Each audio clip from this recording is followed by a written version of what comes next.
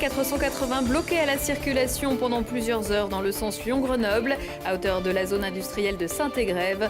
Un bus et plusieurs véhicules ont pris feu. Les nouvelles technologies au service du diagnostic médical. Le CHU de Grenoble fait passer son service de médecine nucléaire dans une nouvelle ère grâce à des machines plus performantes. Et puis I Had a Dream, fermez les yeux, vous assistez à une démonstration de patinage dans le stade des glaces des JO en 1968. On s'y serait cru hier soir au Palais des Sports de Grenoble lors de la cérémonie des vœux de la ville. Bonsoir à tous, ravi de vous retrouver dans ce JT du jeudi 1er février 2018, toutes les heures à partir de 18h.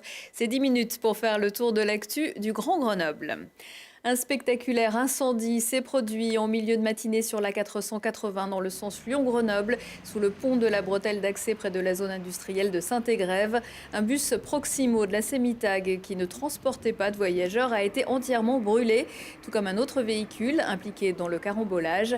L'autoroute a été coupée à la circulation jusqu'en milieu d'après-midi. Le secours départemental d'intervention et de secours de l'Isère est rapidement intervenu.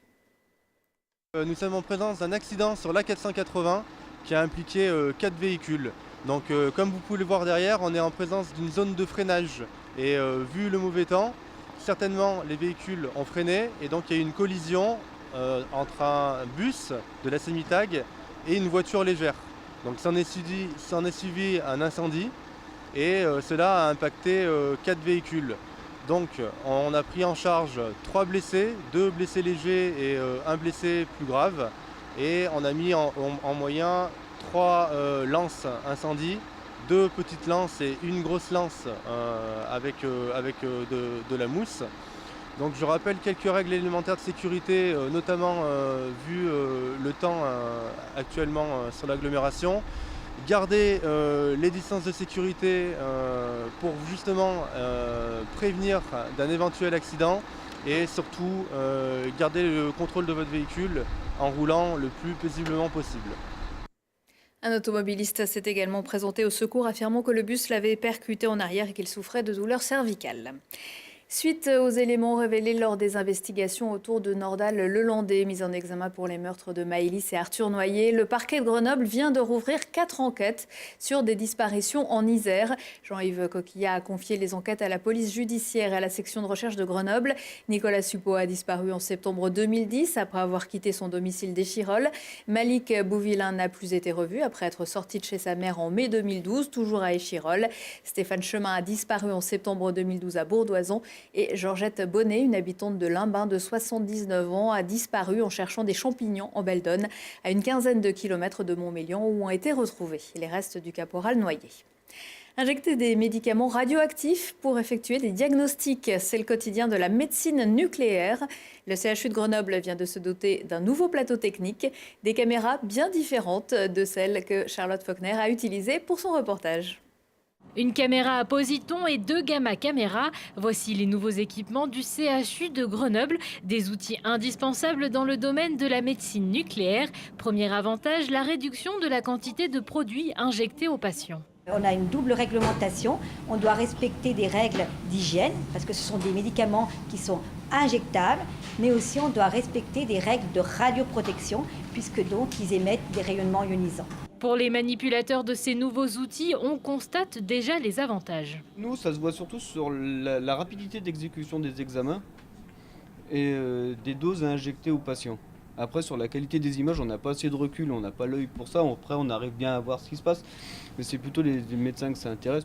La médecine nucléaire est surtout utilisée pour des diagnostics cardiovasculaires, osseux ou encore neurologiques. Chez ce patient, par exemple, on a un patient qui a un cancer ORL, qui a fait de la chimiothérapie. On compare l'examen initial qui a été fait avant la chimiothérapie à l'examen qui est fait après la chimiothérapie pour voir si on a ou non une réponse au traitement. Une avancée technologique qui rend les examens plus performants sur le plan diagnostique. Tout porte à croire effectivement qu'on est plus performant, plus pertinent. Il y a moins de faux positifs, il y a moins de faux négatifs, on est plus sensible, plus spécifique et forcément on fait des meilleurs diagnostics. C'est pour ça que c'est important d'avoir ces machines de dernière génération pour faire des examens de la même qualité que nos collègues ailleurs qui ont ce même type d'équipement.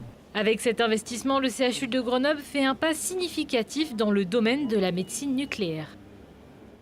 Ces outils ont aussi une utilité thérapeutique, principalement pour les cancers thyroïdiens ou le traitement des métastases osseuses.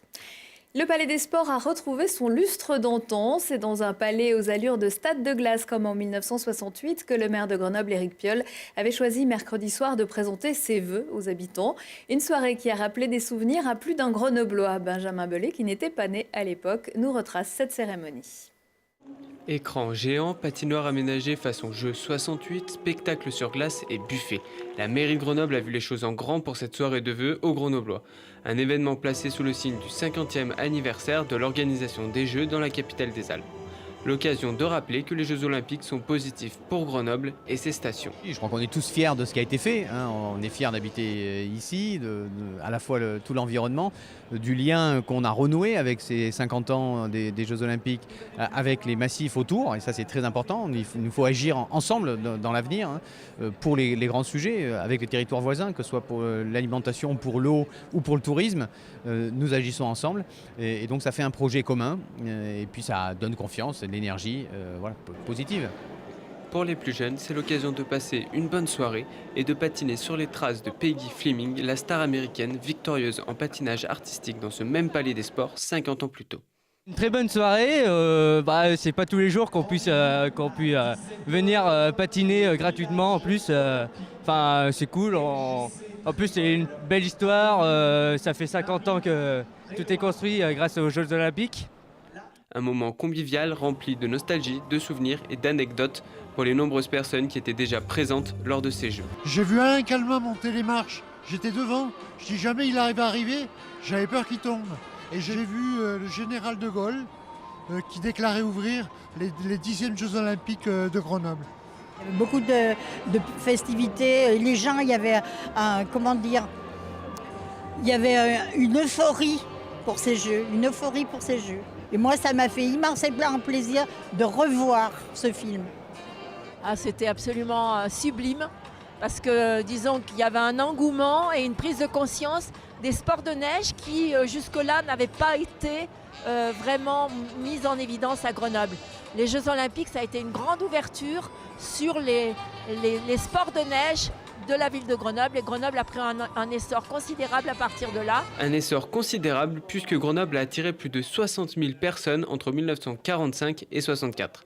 Des quartiers entiers et des infrastructures ont été construites pour l'occasion. Le Palais des Sports et sa patinoire seront ouverts au public du 10 au 24 février de 14h à 21h avec des nocturnes les jeudis, vendredis et samedis. Vœux en janvier, budget en février. C'est vendredi en Conseil métropolitain que la métro présentera et soumettra au vote son budget primitif 2018, un budget de 226 millions d'euros, donc 105 millions d'euros de fonctionnement. Pour faire des économies, la collectivité prévoit notamment d'économiser 900 000 euros en limitant les recours à des bureaux d'études et 1 million en réinternalisant certaines tâches. Mais il faut aussi faire face à l'arrivée de nouveaux agents au gré des nouvelles compétences. On retiendra aussi un message, attirer les entreprises.